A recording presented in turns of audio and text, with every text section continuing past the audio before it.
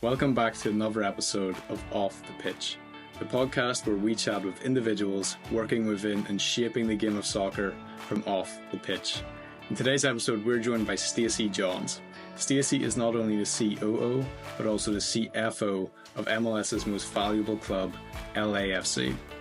Throughout this conversation, Stacey takes us on her career journey so far, having already spent 15 years at the NFL before moving into her current role at LAFC. We also chat about topics such as jersey sponsorship deals, stadium naming right deals, and we also chat through the most recent addition to her long list of responsibilities, which is being the interim president of Swiss First Division side Grasshopper Club Zürich, who LAFC have recently acquired. I'm confident that you're going to learn a thing or two from Stacey today, so with that in mind, let's get into the episode. So, Stacey, again, thank you so much for coming on. We know you're extremely busy and probably working across several different time zones these days. Yeah, sure. So before we get really stuck into all of the meat of things, would you mind just quickly running us through, who you are and kind of a snapshot of your career from leaving college to date? Sure. I'm Stacy Johns. I am presently the Chief Operating Officer and Chief Financial Officer of LAFC.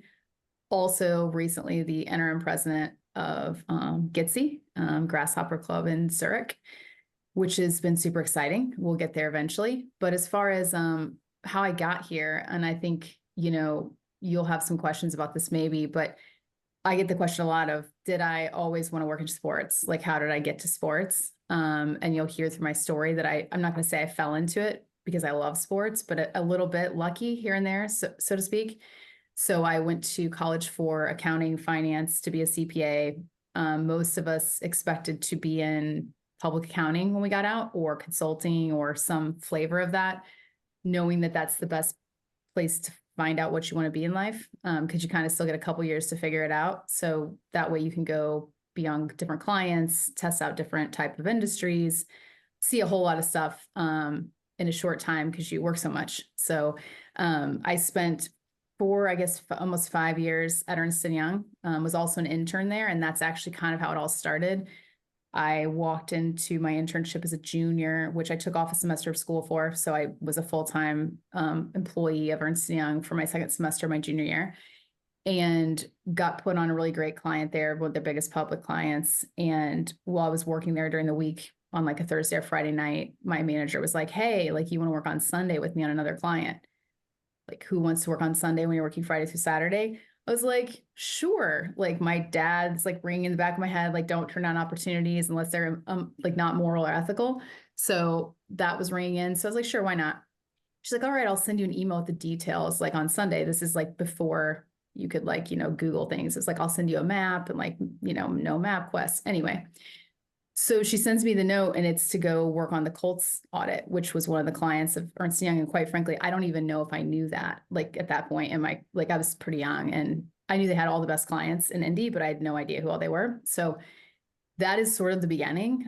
We had to work on Sundays to work on that client. The whole theory was they wanted people who wanted to be on the job and not wanted to chase the dream of being on the Colts audit. So that's why they don't tell you who you're going to work for. It was just like, who wants to work on a Sunday?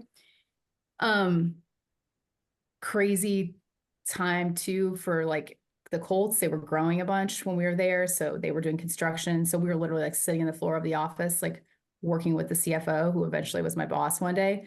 So it was it was like a casual Sunday atmosphere. I really got to know people there, and always loved it. Then in turn took a job, worked with them all the time for 5 years. And the day I left, they were like, if we knew you were leaving Ernst Young, we would have hired you. I'm like, hire me to do what? You don't have a job for me. And they're like, no, we made you a job. I was like, okay, well, that is not helpful right now because I took a job somewhere else. But I was like, call me, if you ever have a real opening, don't fire people for me or create jobs for me. So like a year and a half later, they called me, and their controller had left, and they're like, we want you. And I was like, wow, man, I had a great career going at Lilly. Loved what I did, but I also couldn't pass up the opportunity to like try out sports and see what that might bring me. And really from there, I kind of fell in love with the entire thing.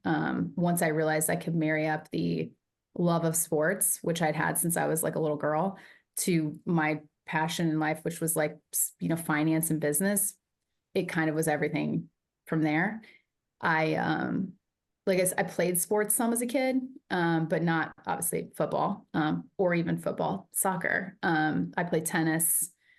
I danced. I was in choir, I did all kinds of stuff. But my grandma and my mom are like not your typical women, I think, in the sense that like at that age back then, they watched sports all the time. We were always watching sports. Basketball's big in Indiana, but football's big too. And then I ended up marrying someone who played soccer. So I have like run the gamut of sports, and I pretty much couldn't go watch any sport and be happy about it. So it was perfect. And as I worked at the Colts, I realized I didn't love just doing finance. I loved the entire business of sports. Started the data analytics team there, started working in HR, did a lot with IT.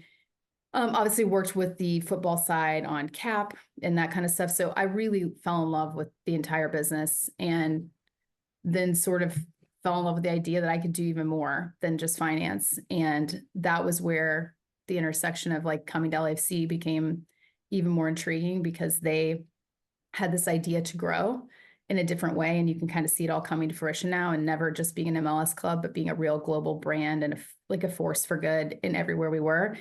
And we're looking for like a female presence in their executive leadership team, which was very enticing to me because I'd fought pretty hard over the years to get into that role. And I really could never quite break through at the Colts where I was. So that was ultimately why I made the switch. And I've been here for 3.5 years. And obviously we'll talk about this too, but, progressed into the position I am, starting as the CFO and then now taking on a whole lot more.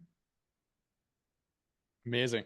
I mean, I think, yeah, getting into sports is there's not really a roadmap, No. And it's extremely hard to get into. Like David and I have somehow also fallen into it in different ways.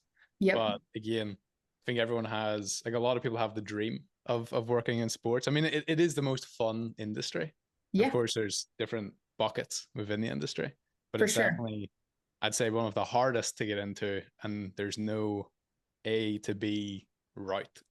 No, there's not. And I think there's no right or wrong way to try to get there. And that's where when I go speak at colleges and talk to young kids about how do I get there, I try to tell people not to focus like so hard on like there's a path, because to your point, there's not one path. And if you talk to people like me or you or anyone, everyone had a different path there. Some people were really intentional about it, and other people were more like lucky and they just kind of fell into it and like, oh, this is amazing, I love it.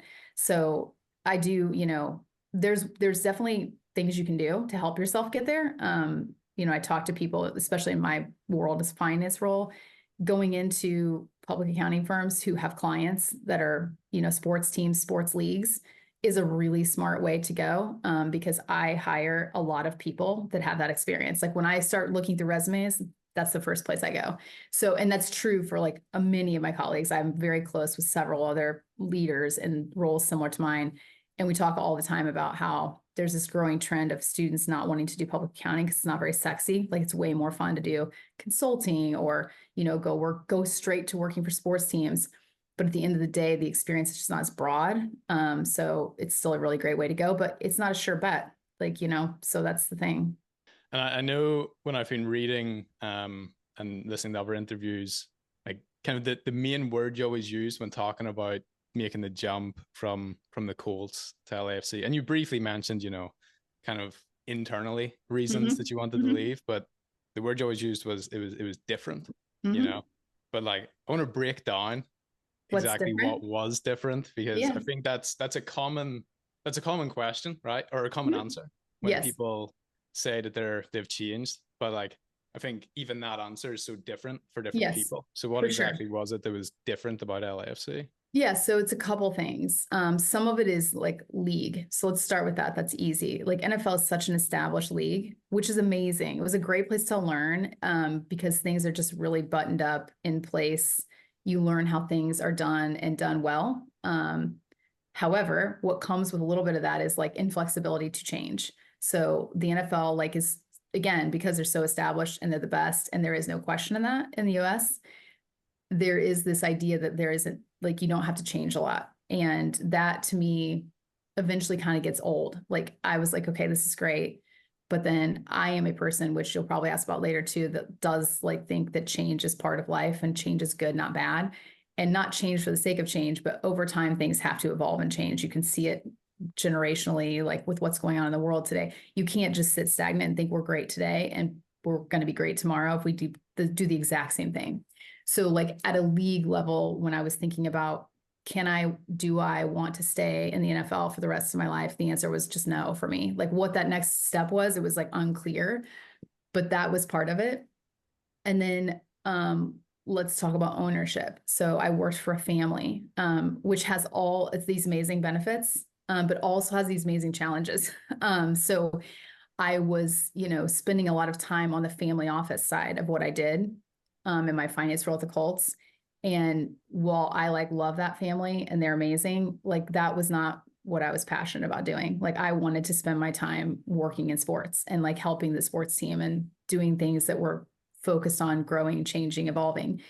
And that was just not happening. And I was pretty frustrated about that as well.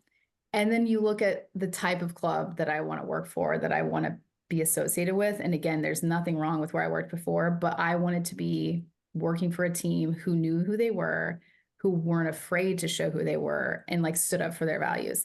And LAFC is young and new, and they have like taken what other clubs have done wrong, in my opinion, and sort of decided that they were going to do it a different way. They also are MLS, which is like young, scrappy league that really has to do things differently. Like we have to keep trying, take risks, calculated ones, of course. But like the idea that you could come into a club and like marketing people can have a say, like the finance department can have a say. There's no bad ideas in an organization. And that was clear to me from the interview process. And now that I work at the company, that is who we are. And that was amazing to me. Like I wanted to go somewhere where when we made a statement, like we stood behind it. It wasn't like we were saying things in the media because it was the right thing to do. We said them because we believe them and because we own them. And that to me, the older I get in life, I have 3 kids, that matters to me more than it probably did when I was 25 or 30. And then ownership, like the LAFC ownership group is crazy, 27 owners. So which was a little scary at first, but as soon as I started like peeling that back and I understood the idea behind the ownership strategy, where you actually have 3 managing owners that are really running the club, 1 leading managing owner that's always running the club. Everyone else plays a role in a very positive way. So whether it's, Will Ferrell showing up, doing appearances with like being part of the game, like truly being part of the spirit of the organization, like he shows up to our Christmas party, which is crazy. I mean, like he's a genuine like investor that cares deeply about the club. And then you have, Brandon Schneider, president of the Golden State Warriors, running in a massively amazing, successful business that helps us all the time, whether it's with partnership information or how are you doing this on game day, or, what have you seen with the union, with F&B people? I mean, like he can help us on all kinds of topics. So it's like this brain trust that I obviously never had access to before. And so as a young executive, for me, it's been amazing to get the support from all these really smart people who have done sports business over the years. Because I mentioned Brandon, but there's tons of them. And then you have our owners who are private equity guys, some of the smartest people I know. And again, I'm learning a whole different set of skills from them.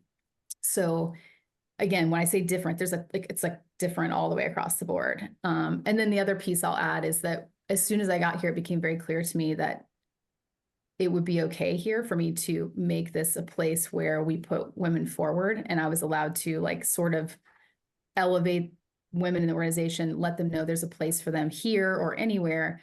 And whatever programs I bring to the table, whatever ideas I have about that, there is nothing but amazing support. I just won like a game changer award for the SBJ this past year.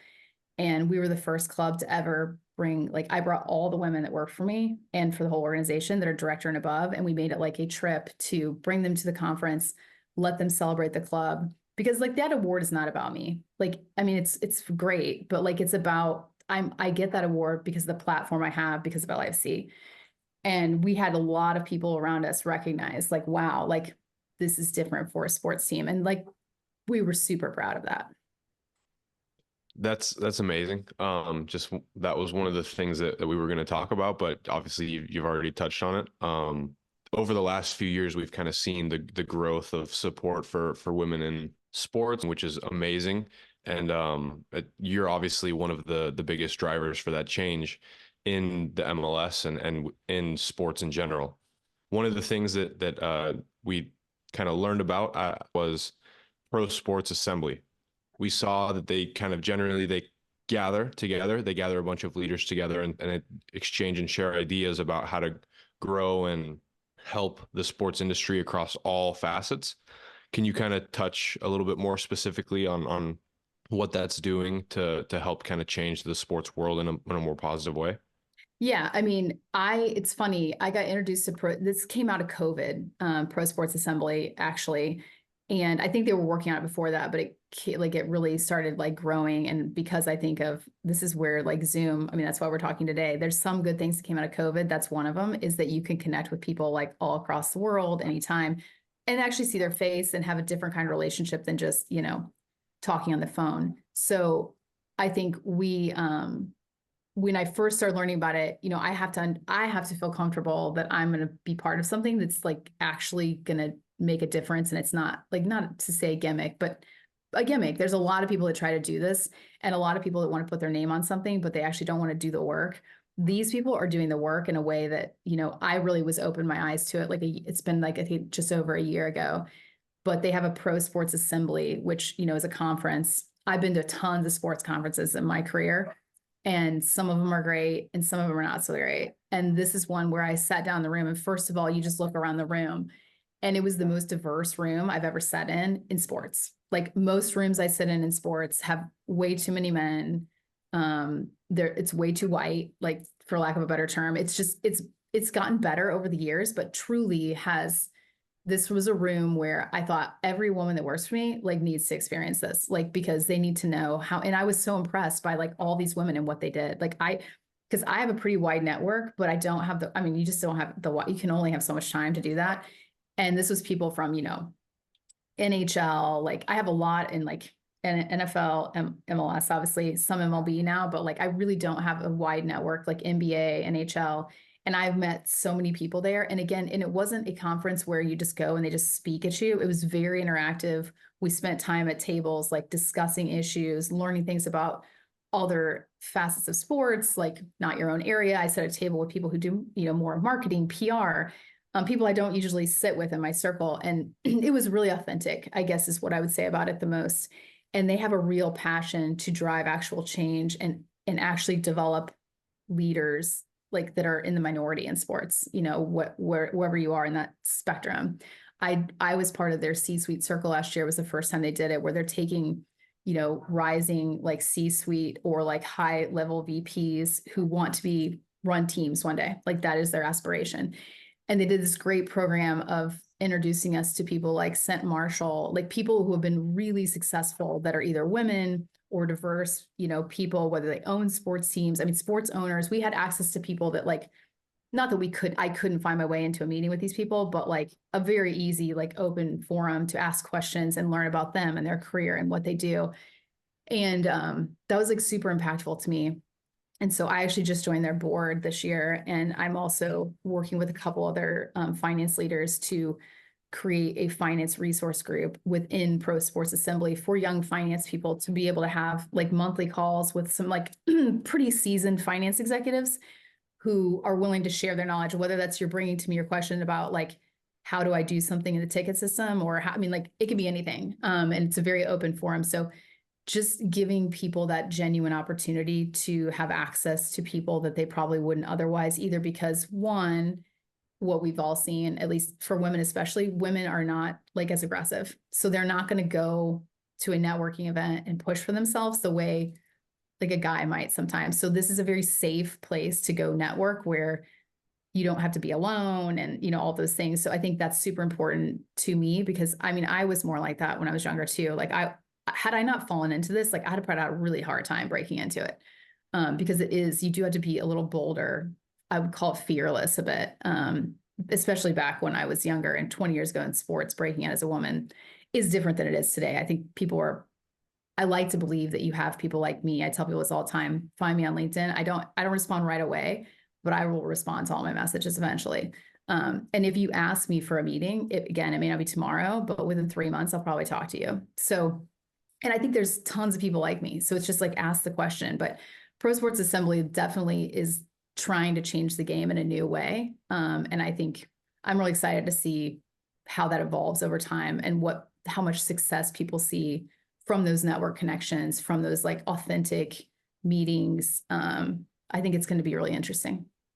Yeah, that's amazing. I mean, I think you're exactly right. I mean, I only moved to the country maybe 7 years ago. I'm from Ireland, Okay. and Northern Ireland specifically is not the most progressive place on the planet. Yep. I think like Northern Ireland is kind of like always a little bit behind America. Yep. But I've already even been able to see in like the 7 years that I've been here, and I lived in Portland first, and then now up here in San Francisco, that is both very progressive. Yep. That you can see the changes that are happening, and obviously, like, I mean, David and I are two white males, so it's like, but it's really good to like see everything that's happening, you know. Yeah. I think like obviously we know we're of the age of like people breaking into careers and being able to see friends of ours and old classmates that, yeah, realistically, maybe 20, 25 years ago wouldn't be getting the kind of jobs that they're not getting, which is Right. really sad for anyone that was 25 years ago doing it, but amazing right now. Yeah, no, for sure. I think, we can only get better. And I'll be the first to say that I don't believe that like the world, like everyone should have an opportunity. So when I speak about like women having opportunity, it's like equal for me. It's not more. Because, people ask me that question too. It's like, when I hire people, I hire the right candidate. I make sure that I have a diverse pool of candidates. To the extent I can, like sometimes like it's hard, like some jobs are really specific technically. And if you don't get candidates, you don't get candidates. But I believe the best case scenario is to have a super diverse room of people. That is the best answer. Like if you have a diverse room of people, you are getting, and that's not just what you look like or who you are. It's also where you came from, to your point. I'm from Indiana, born and raised, which makes me different than people than a white person, a white female who grew up in California. So like, it's not just what I look like and what my gender is. It's also like what my beliefs are, how I was raised. And so like all of that, all those differentiations matter in a room of people trying to make the best decision for organization. And it also is more enjoyable. Like I quite frankly love to learn about other people's backgrounds and cultures. And that's been the best thing about moving to LA for my family. Like my 3 kids, like have had exposure to things that they would have never had exposure to in Indiana, quinceañeras, friends, all kinds of things that literally mostly didn't exist in Indiana. So and they're really enjoying that, like also like cultural immersion into like the understanding that there is a lot more than what they knew when they were raised in Indiana in the best way. Yeah. I was going to ask that earlier when we were speaking about the move. How much did the non-work side of moving to LA play a big part in moving from the place that you were pretty much your whole life? My whole life. Signs of things. I never left. Yeah, no, I went to college there. It was actually funny. Like I knew I would leave Indiana eventually once I got to probably my 30s, but I had 3 kids and it felt super disruptive. I also had a job that I loved and, that was hard too. And we kind of resided to the fact that like we would just stay until the kids grew up and like then we could decide whatever we wanted. And this opportunity like landed in my lap, like in the middle of COVID, when I think people just made more bold decisions sometimes, where it was just like, why not do it now? I mean, because again, Indiana is very conservative and we kind of outgrown it. Like it doesn't match like or represent like my values, like what we thought, what we felt. My daughters had some issues with friends who were in the LGBTQ plus community. That had really soured them to the community and they were ready to go. Like instantly. My oldest daughter, who's just turned 18, like was like 15 at the time. Most 15-year-old girls don't want to leave their high school. She was like, I asked her one question, like if mom had a job offer and we had to go, like, what would you think? And she was like, can I ask where? I'm like, sure. Los Angeles. She's like, can we go tomorrow? I mean, she's done. And, ever since we've been here, she was thriving there in a lot of ways, but here she really feels like she can be in California, you can really be whoever you want to be. It's just so different. She feels like she has a group of people that reflect her beliefs and who she is and what she wants to be in life. And honestly, it feels like mostly everybody else doesn't care. You know what I mean? It's just this like very open, different culture where you don't have to quote fit in, which as a teenage girl is really really valuable to their confidence and just their well-being and their mental health.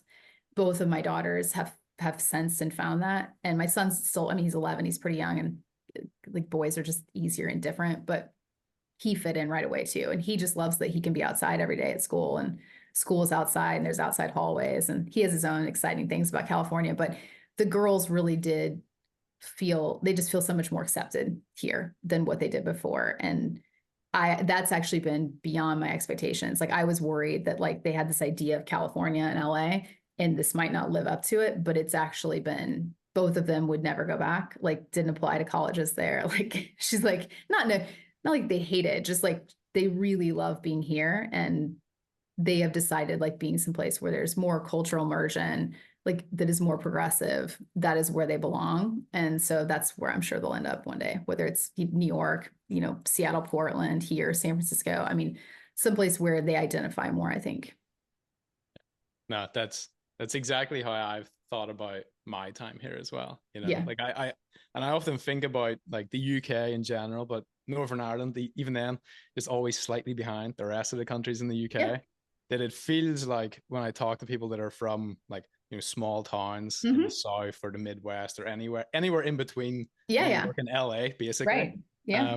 It's like it is that same, like if you're ambitious and open to change, you just kind of outgrow all of those places, and it's not to speak badly about no, I'm not knocking it. Like yeah. I had the best childhood. Like I really did. Like my family's great. My parents are great. My brother and I are super close. But it's funny, my brother went to New York first and now he's in Portland. And then like I came here. So we're all like on the West Coast now. And my parents actually just moved out here. So yeah, I agree with you. There's no ill will. It's just and like I said, it was amazing. I grew up on practically a farm in the middle of nowhere in Indiana. And it was a very peaceful, like loving childhood, like in a way that, there are times I think my kids would have loved that too, in a different way, but again, this feels right for them and they're happy. Yeah. I think on like a macro scale of living in these areas, just not that like no one doesn't care about you, but no one minds what you're doing. No, as opposed to like being that small town, it's like kind of that crab in a bucket kind of analogy as well. But even just down to like how you look, how you dress. Like if you think about someone walking through New York City, anyone who's been to New York City, for example, you will see someone that if they were walking through a small town in Arkansas would be like, so what is happening? But here it's just like, oh yeah, just a person. It's like a Tuesday. Well, LA is like that too, where when I first got here, I was like, so what is the dress code for like this event? Like, what do I wear? Like, whatever. What I have learned about LA is like everybody shows up how they are. Like, I mean, so you can have a dress code for an event, and even with the dress code, like people are going to do what they want. So whether it's like you have black tie and almost everyone wears sneakers, because there's just not many people in LA that don't wear sneakers. It's just been a thing. It's a learning curve. Like the first in-person, because I came during COVID, the first in-person, we have called Galazzo, which is our all staff at the stadium, once a quarter. I showed up like in a dress, like professional, like what I would do where I worked before. And like, I was like, no one laughed at me. They were all nice, but they were all like sweatpants, like Adidas garb, like totally like sports culture. And I was like, wow, like I have like missed the mark here. But in the best way. And again, like nobody like ridiculed me, but it was clear that like I had overdressed for the occasion. And, just learning LA is just so much more laid back. Same with like morning start times. I still work way earlier than most people in LA. Like I'm up working at 5 or 6 in the morning, especially now, to your point, with the Zurich time zone in Austria. And most people are not working until 9. Like that's just like the culture here, which is grand. And like maybe one day I'll adopt it. But like I have really just kind of stayed on like East Coast mornings, like since I've been here, and it works out for me as far as like having more time at night with my family. But it's funny. It's just a much more laid back culture. No, definitely. So, okay. So I think to get back into the meat of things with your Yep. career. So obviously you came on as CFO right at the beginning. And as you mentioned, you've taken on or kind of consumed an entire other responsibility of COO. So what is all of that new side of, obviously there's financial obligations within operations, but Yeah. you went from this completely finance related background and the big CFO role to now taking this on. So what does that look like for you? And I guess what are some of the challenges that have come with adopting this entirely new role? Yeah, for sure. I'll start with like a little quick story just because like if there are any like young people, men or women like listening, the reason I am sitting in this chair, I think, has a lot to do with like some of the things I did when I got here, which was like laid the groundwork of, hey, I'm super excited to be your CFO, but I want more one day. And just saying that from the very beginning, not in a like threatening way or like I want it tomorrow, but in a very like, I want to get this right. I want to get the finance side working, functioning in a really great spot because again, it was the middle of COVID. So there are lots of challenges with MLS clubs. Like, when we're very much a game day business. And like when you're not having game days and match days, like it's a real challenge. So get through that. But then as I worked through that, I mean, it was very much the response to that was exactly what you'd want, which was like, of course, like prove it, like work it. And like, I'm always happy to like allow people to grow when there's opportunity. And so not long after I started, Angel City comes in as a like new tenant. And it was clear from the beginning that there needed to be somebody to boss that whole thing and like figure out like how that was going to go. We never had a tenant before in the building, which was new in COVID. They're not an established team. They've never done this before. So it was like a lot of unknowns. So Larry Friedman, who's co-president, my boss, he was like, I want you to own this. And then the good thing about that is you will learn a ton about operations and how the stadium works and how a tenancy works and the whole thing. He's like, this is a great opportunity. And then from there, we'll kind of see how things go. And that was sort of the beginning of, the idea that one day I might be able to run stadium operations, which is one of the things that's like now in my purview. And it was great because by the time it was like getting close to me being promoted into this role, the GM was looking at me and looking at my boss and being like, so when she's actually going to be my boss? Like, I mean, because it just had become, it happened very naturally versus all of a sudden we have a stark transition where one day I am, not your boss and then I'm your boss and I have not been involved in your day-to-day life and I don't know how you work or how how any of it works. So it was that some of the things were more smooth than others. I will say that. The other piece was, about a year in when we were having this conversation about Angel City, I said, this is great, but I need you to know that like one day, like every day I do this, I realize more and more that one day I want to run a club. Like I want to do that. Like not tomorrow, maybe not even for 10 years. Like I've got kids. I don't know if I have time to actually own something like that yet, but that is what I want to do. So I need you to understand that so that you can help me. And I think what's valuable to know is that people don't get in that role very often unless they sell. And like, that's the one thing I'm farthest away from is selling. So he's like, hold on. I'm like, I get it. I was like, I just need you to know what I feel like my gap is. Like if I'm looking at gaps and what I need, that's one of them. Don't need it today. Realize I have a full plate of other things going on. And I ended up being a huge part of the BMO sale, the 10-year, 100 million naming rights deal, which is amazing. They're like the greatest partner. And that was when he looked at me and said, okay, I was going to give you this like operations title with stadium operations and IT, and you keep HR and finance.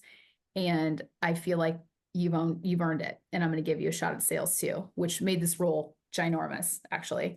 So it went from like, I'm not gonna say it's not unmanageable, but there are challenges with it. It's this in the sense of, I have spent, almost 20 years to that point doing finance, just finance.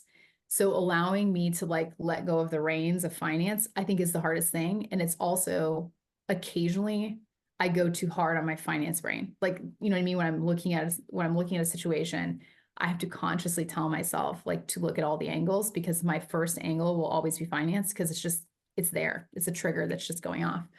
So that's obviously been a challenge. And then I think that the introduction of international also came like right in the midst of me transitioning into this role, which I'm obviously a huge part of. So that bandwidth alone, I think is what's really been a challenge. And I think this newest piece that just came on we are really like right now, to be fully transparent, trying to figure out how we will manage all this, and like, do we need another person, and like, how does that look for me? And I think it likely looks like I probably will shed the CFO role pretty soon, and like fully give some of that away. So I'm actually going farther away from my finance roots, which is kind of crazy. But again, I think the reason I'm in this role at this club is, you know, there's no secret in football. Making money is hard.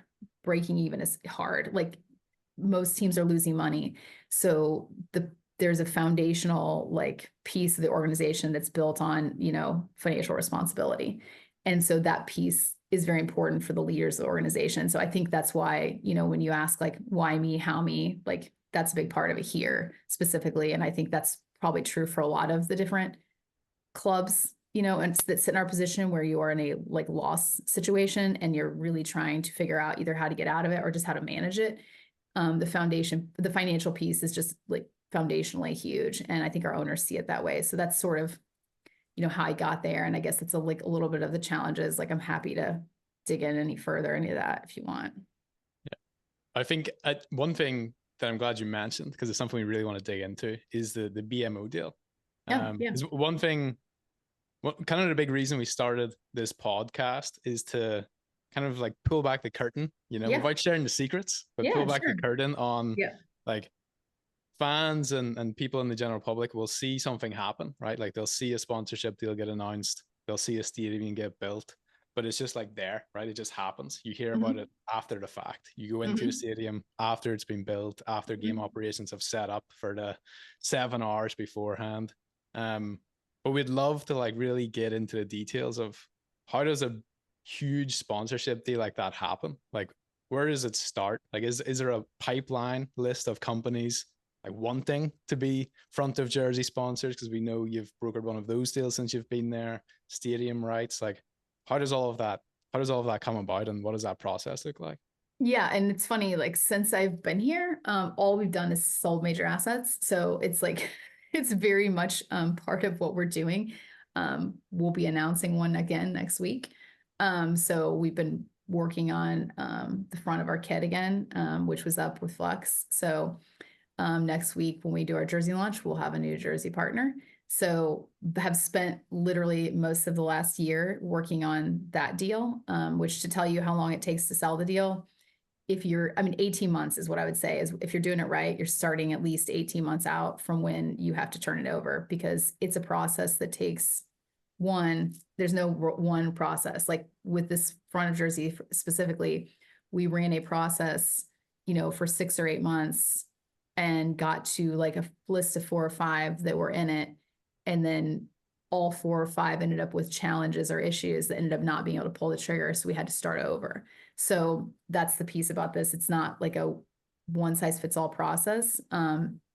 With the naming rights deal, we had been selling that since COVID, like years. And we had people like who had bid on it over the course of time. We had also had agencies. We ended up with 3 agencies on and off throughout the course of that time, to be fully transparent.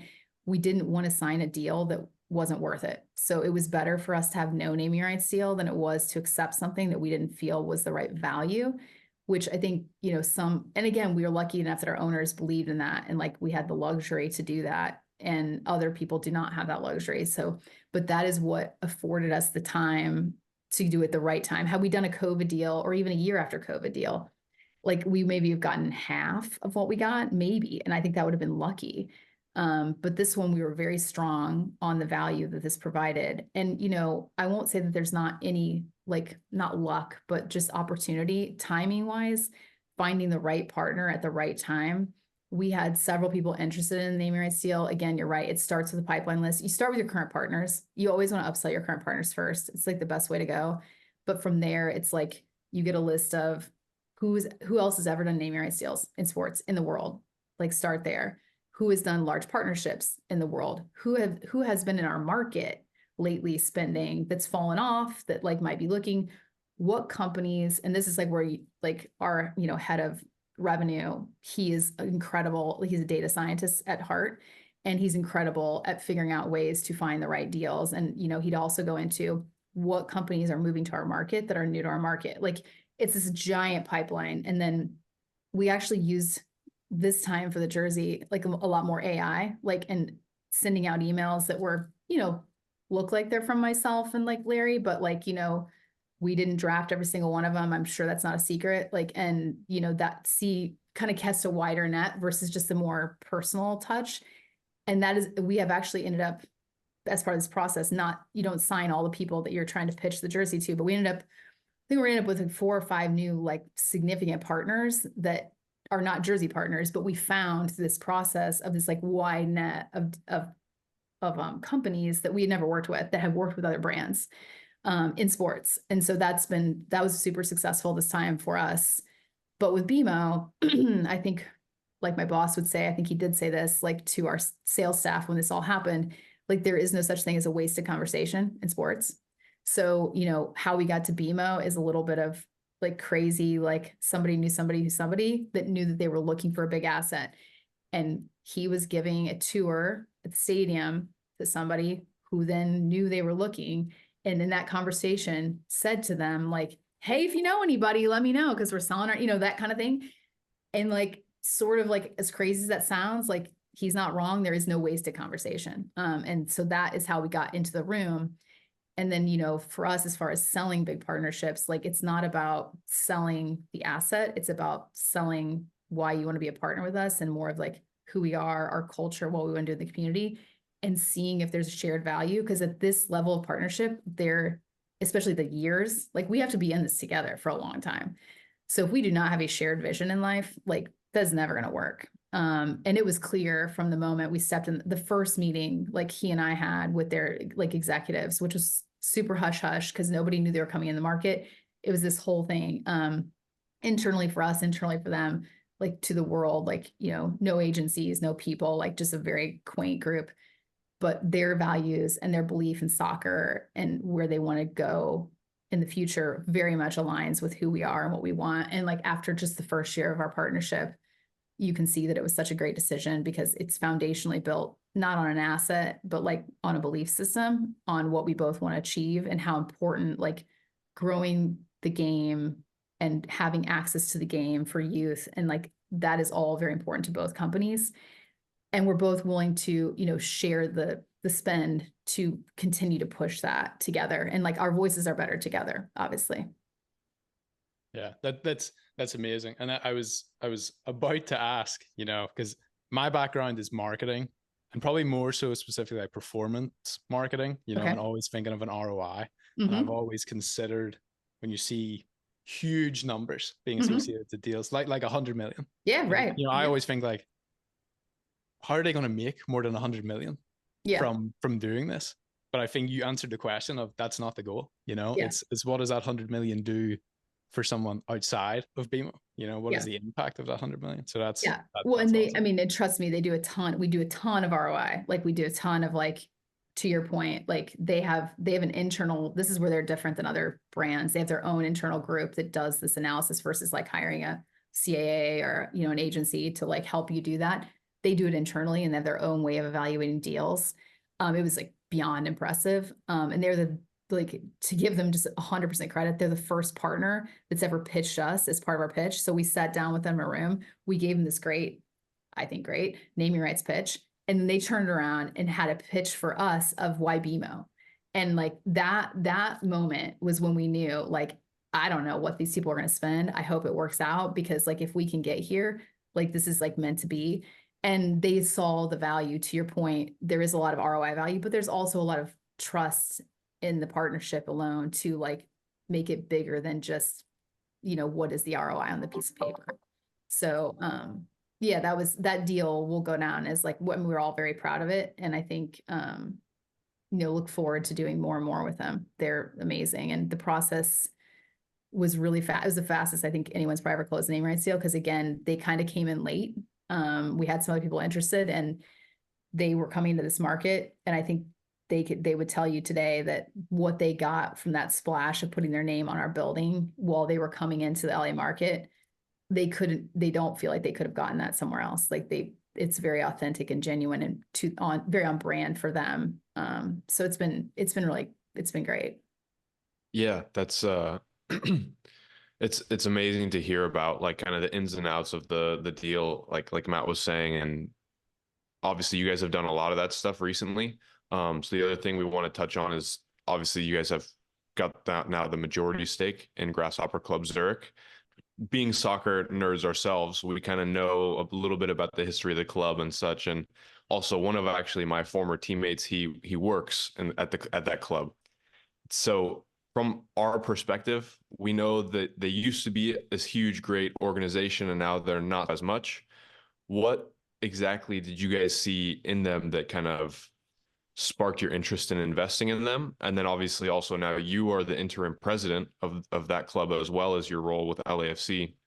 So what does that look like for you, and what responsibilities have you taken on? Because obviously this isn't just going to be a huge change for you, but it's going to be a huge change for them as well. Yeah, no, it's a great question. And I think to your point, we definitely have seen, we've obviously done a ton of research on them as well. And I think the history that the rich history that they have is what does draw us to them. Like when you think of, like when I was younger, if you would have asked me what is one club in Switzerland, they would have been the only one I could name. Like, I mean, I'd never heard of any other ones. I mean, again, I wasn't a huge global soccer fan, but they were in it, right? Like, and we believe that like there's no reason why they can't be there again. And I will tell you from the outpouring, I mean, it's been a crazy outpouring to us after taking over of like, save our club, bring our club back. What can we do to help? Like, here's what we think, you should do this, like you should do that, which like some people I guess could be put off by that. We are really encouraged, like, and super excited that like we believed that there was this like underlying passion and love for a club that we could like revitalize. But you don't know until you actually walk into it. I think clearly for the last, like, let's call it, I don't know, 12, 15 years, it's been on a steady downcline. And like these last 3 or 4 years where, when the Chinese ownership took over, it has come to a new low. That's been clear to us. And I think what was most clear in the whole process than anything else was you have to be present, and you can't just like treat this as a like little place where you trade players in and out. And like, that's nice for the Americans to have for their first team MLS. Like you actually, if you want to turn this thing around, you have to buy into it. You have to believe in it. You have to be present. You have to talk to the fans. Like the fans feel like no one's talking to them. Like it's clear. Again, I've talked to several of the fan leaders. Other fans have just like we ran into like on the street and talked to. There's a lot of passion, which I think for me tells me there's a lot to go. The employees, to your point, which, I'm meeting with the leadership group, for at least a couple hours once a week. And then I'm obviously talking to them all the time. We have Harold Gardner, who is our, managing director of Europe, who is actually acting like sort of as my person in real life there right now. So he's in constant contact with me, helping. But most of the people that work there either played there or from the time they could walk and talk were fans. And there's just like just incredible energy that I think you can see it starting to come back a little bit. Cause I think there was a lot of like just given up a bit, like, like not like hopeless, but a bit of hopelessness, like before we got there. And I think you can see the like little sparks of hope along the way, which is really exciting. And, we see it as a huge opportunity to actually have a club that has history. Like we're a young club. We didn't get the benefit of having fans who, like I said, have loved this club for 90 years or 80 years or 60 years. Like we're 7 years old. And, we love the idea of taking some of what we've done, and probably not all of it, because it's not all going to resonate, but some of what we've done and bring it back there, which feels like every day it feels a little bit more like the right thing. Like they're missing like the heart and soul of their club. Like it's just been missing this connection to the fans, the fact that the club cares about the fans. That's just all been gone. And I'm not going to say it's easy, because it won't be easy. It's going to have to be done over time. And I think we've obviously learned like the political landscape there is different. So we have to evaluate that. And I think that's where, we are good listeners. Like that's how we built this club. They walked around LA and we're like, what are you missing here? Like, the Galaxy is here. We had a failed experiment with Chivas. Like, why? Like, why did you not love that? What can we do different?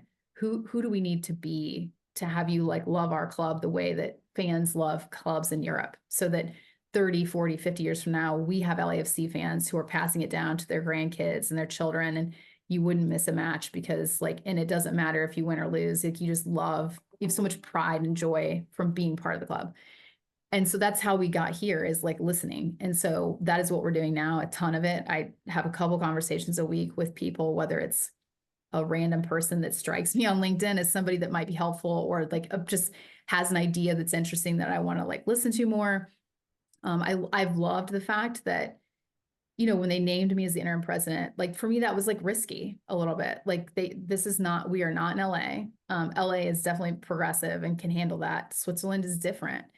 And so far it's been really well received, and people have been like, it's time for us to like have more families in the building, have more women show up, like make it safe, make it part of like our match day experience.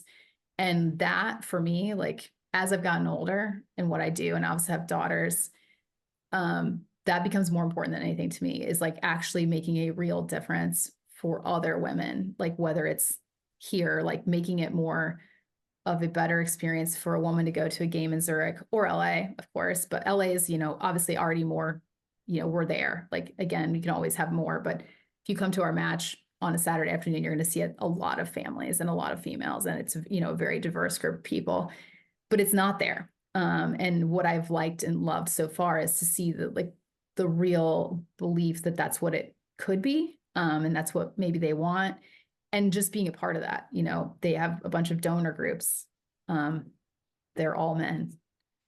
Like, why? Like, why not? Like, why can't we have a female donor group? I don't know. Like, maybe it won't be received, but like, it's a question I have. And so I think there's just a ton of opportunity to, learn, listen, ask, and try new things. Like, we are the first people to be wrong. Like, we will always, if we need to be wrong, we'll start it over and do it again. But at the end of the day, like, I think, we've done a lot of interesting and cool things here. And if you think about the commercial side, we've had great success at LAFC. We're at the top of the table. We'll take Miami out now a little bit. We'll be competing with them in a natural way. We don't have the GOAT, but we'll try.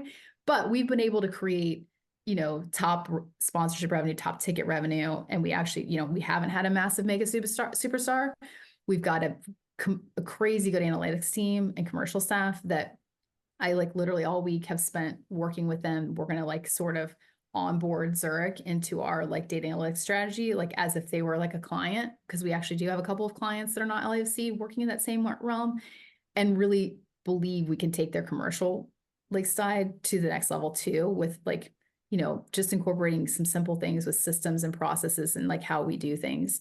And then you attach like, our name, like Red and Gold, like our joint venture, like, into the conversation with partners. And I think you start to get it, more like reception to the idea of like, oh, this is like, I do want to put my name on the front of the jersey. Cause I think right now, like people don't want to do it. To your point, it's like a club that had a legacy that doesn't have one anymore. And so like, why would I want to put my brand on there? So we got to get them to believe in something again. And who we have to really, in my humble opinion, I don't know what it is yet. We have to know, people have to know who they stand for.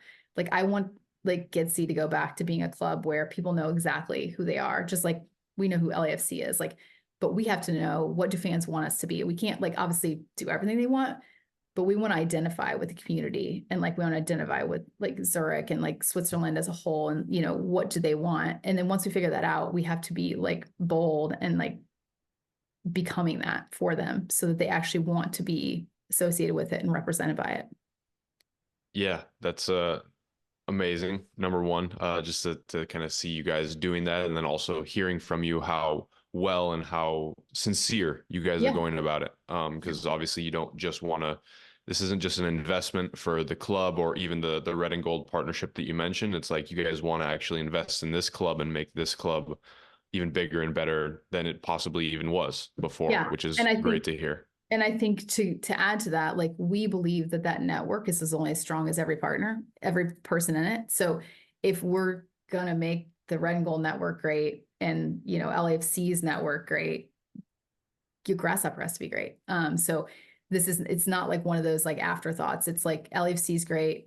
Our owners don't want assets that aren't great. They want to win everywhere they play. I can tell you that like every time they play, which will be in tomorrow, which there's another derby tomorrow. So it's like a big stakes tomorrow again.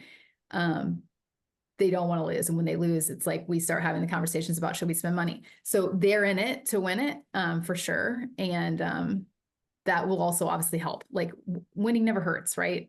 So I think, that will be another part of it. And the one question I guess I didn't answer in that was like, how did it change my daily life? Which is like somewhat massively in the sense that I spend most mornings now, like from 5 to 7, 5 to 8, dealing with more of that because I wake up to all of that email and all of those questions. And like I have the calls in because like I'm really trying not to have their lives completely disrupted by us having a 9-hour time difference. So we try to get the calls done, by 9 or 10-ish my time so that, they're going to have their evening with the families or friends or whatever it is they want to do. And I'm not, keeping them up. They have also been though very flexible, if necessary. I've also done some midnight calls because that's their morning, because that's just part of it.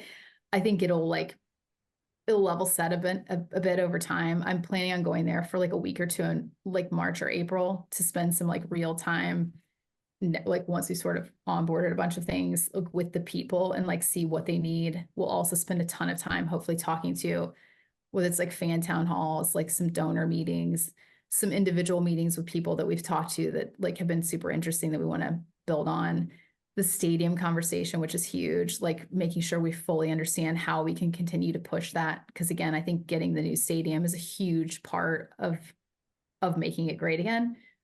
Because I think what we've learned pretty clearly, and we've now seen it by being at match days, is like that is not their home stadium. That is not what people feel about it. And so we have to push in every way we can to like make that priority for us. So so, and I think the other really cool thing is like the people here in LA are super excited at LAFC about this. And, I've spent a ton of my time educating internal staff and everyone here wants to help. Everyone wants to go. Everyone wants to be part of it, which I think eventually will be a really cool outcome for people to have. Because again, not many people come to work for an MLS team and also have a team that works side by side with them that's an international football team. So it's a cool opportunity for us, I think, at LAFC on the recruiting front, on the like just, giving employees different opportunities to see new things. And it'll be great for Grasshopper too, because there'll be like learnings between the two that I'm sure we can gain. Yeah, no, that's amazing. The whole thing is amazing. Your career has been so inspirational, I think. Again, even for 2 white males, it's been so inspirational. I can't imagine the impact it's going to have on young women that are coming through. And I know we're pretty much at time, so there's a ton of other things we'd love to ask you. So we'll have to have you on for a future season. Sure, after you've had your trip to Austria and there you go. And LAFC win the next season and the MLS Cup game and you get another title. So, but we do have 4 quick questions we want to ask you that I didn't give you in your questions. Okay, sure. We ever want a 1-word or a 1-sentence response. Okay. So first one, which I think you might have answered earlier, technically, Indiana or LA? LA. Favorite food spot in LA? Oh, that is almost impossible. I'll say this. I can hardly eat in Indiana anymore because the food is so good in LA. That's my issue. Like, and I don't go to the same place twice very much because I haven't lived here very long. And there's just a million great places. So I just like, I don't know if I think of something, I'll say it in a minute, but I can't think of like anything that I'm like just there. No. Yeah. All right. Favorite memory from your career so far? Eesh.